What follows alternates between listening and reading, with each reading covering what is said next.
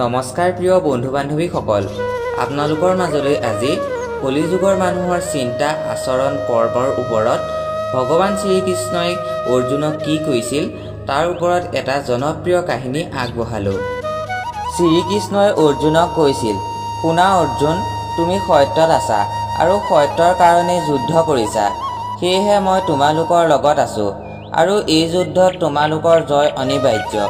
এতিয়া তোমালোকে মোক দৰ্শন পাইছা, সন্মুখৰ পৰা সহায় পাইছা, সেয়েহে তোমালোকৰ জীৱন ধন্য।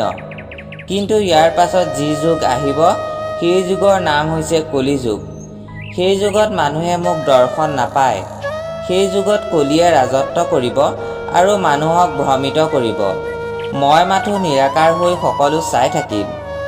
কলিৰ প্ৰভাৱত মানুহে হিতাহিত জ্ঞান হেৰুৱাই নকৰিবলগীয়া কৰ্ম কৰিব আৰু ইয়াৰ পৰিণাম অতি ভয়ংকৰ হ'ব। যিজনে মোক স্মৰণ কৰিব, যিজনে শুদ্ধ কৰ্ম কৰিব, তেওঁক মই সকলো বিপদৰ পৰা ৰক্ষা কৰিম। আৰু এটা কথা অৰ্জুন, কলিকাল বৰ বিচিত্ৰ হ'ব।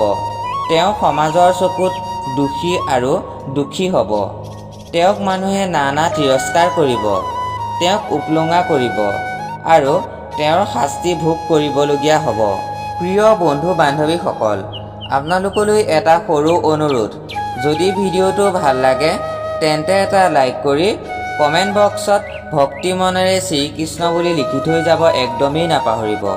লগতে যিসকল প্ৰিয় দৰ্শক আমাৰ এই চেনেলত পোনপ্ৰথম বাৰৰ বাবে আহিছে তেওঁলোকে চেনেলটো ছাবস্ক্ৰাইব কৰি কাষতে থকা বেল আইকনটো অল নটিফিকেশ্যনত কৰি ল'ব নাপাহৰিব। যি মানুহে অসত্যবোৰ মিছা কথাবোৰ ৰহন সানি সমাজক ক'ব, তেওঁহে সকলোৱে প্ৰিয় ব্যক্তি হৈ পৰিব। সমাজে তেওঁৰ কথাবোৰ কাণ পাতি শুনিব আৰু বিশ্বাস কৰি সন্মান যাচিব। এই সকলোবোৰ মই চাই থাকিম দূৰৈৰ পৰা। দুষ্টক দমন আৰু শান্তক পালন কৰাই হ'ব মোৰ ধৰ্ম।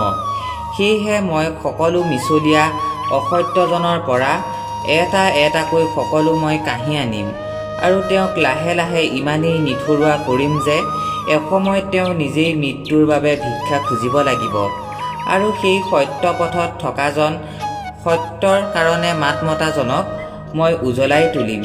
তেওঁৰ লগত তেওঁৰ গোটেই পৰিয়ালক মই উদ্ধাৰ কৰিম। এসময়ত তেওঁৱেই হ'ব সমাজৰ সকলোতকৈ সুখী ব্যক্তি। প্ৰিয় বন্ধু বান্ধৱীসকল, আশা কৰোঁ ভিডিঅ'টো ভাল পালে বুলি। সকলো ভালে থাকক, সুস্থ থাকক, এই আশা কৰোঁ। আজিৰ ভিডিঅ'টো ইমানতে সামৰি পুনৰ অন্য এটা ভিডিঅ'ত লগ পোৱাৰ প্ৰতিশ্ৰুতিৰে আজিলৈ আহোঁ। ধন্যবাদ।